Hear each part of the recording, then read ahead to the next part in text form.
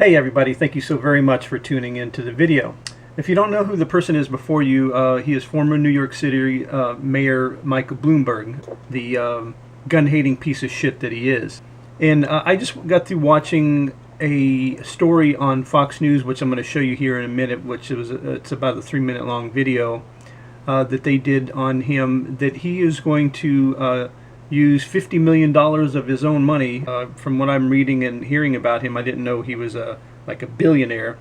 And he's going to use $50 million of his own money to use it for anti-gun purposes. And I know he's done that in the past, but this is a renewed interest that he's going to start.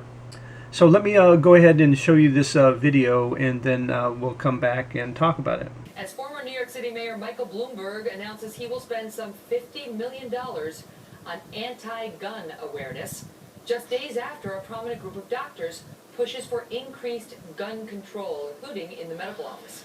Chris Cox is executive director of the N.R.A. Institute for Legislative Action. Chris, good to see you. So let's start with the doctors.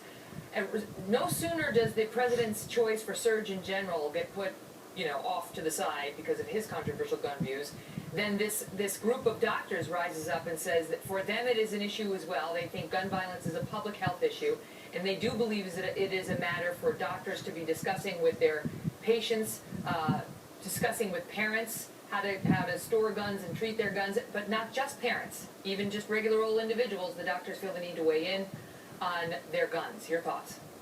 Well, Megan, this is all coordinated, obviously, and as we've said before, when you go to see your doctor, you're there for medical services. You sit in a waiting room for an hour. You might get 10 minutes with your physician. You don't want an 8-minute lecture on gun control. You're there for medical services.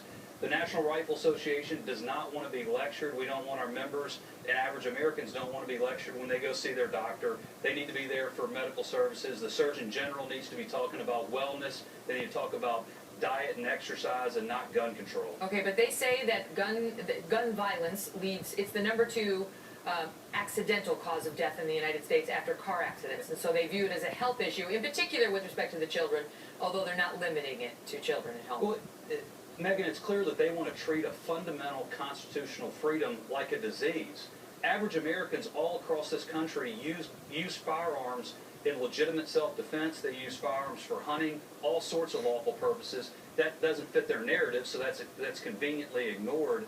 But the average American out there supports this freedom. They don't want it in their doctor's office. They don't want to be lectured on how to protect themselves, on how to use firearms safely and responsibly. If you want to do that, you can join the National Rifle Association. We're glad to teach you how. No, this is not what the physicians ultimately want. They're not very happy with the N.R.A., nor is Mayor Bloomberg, who, despite the fact that he's now left office, is continuing to keep the N.R.A. in the crosshairs. So $50 million to try to defeat you, your agenda, and everything you stand for. Your thoughts on it? Well, Megan, the truth is, if he didn't have $1 billion or $31 billion, we wouldn't be talking about Michael Bloomberg. But he's got a lot of money, and he says that he's going to spend it to try to purchase this freedom. But he can buy a lot of things, but he can't buy the hearts and minds of the American people who love this freedom and who love the Second Amendment and want to be able to exercise their freedom and not be lectured by a billionaire nanny on how to live their lives. It's just not going to sell.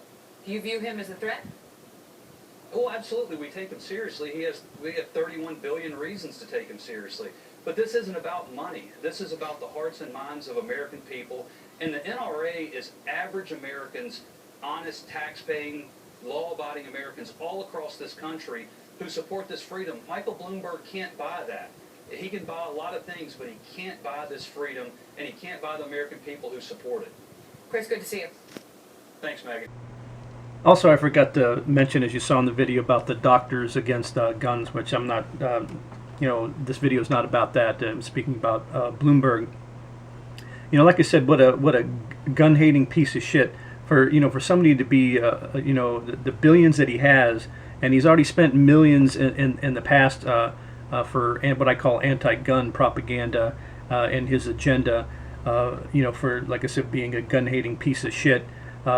With that amount of money that he has and whatever power that he has, he could sure put that money to good use. Look at the starving people that are in America, children too as well, homeless people, the veteran problem with so many veterans that are not getting the help that they need from our own government. People with mental illness, and which is one of the biggest problems that in this country, where a lot of the people that are doing these mass shootings have some type of a mental illness, and so if you use that money to help out or do research, whatever in that respect, it would be money more well spent than using it for what he intends on using it now. So let me know what you guys think, and thanks for watching, and we will see you next time.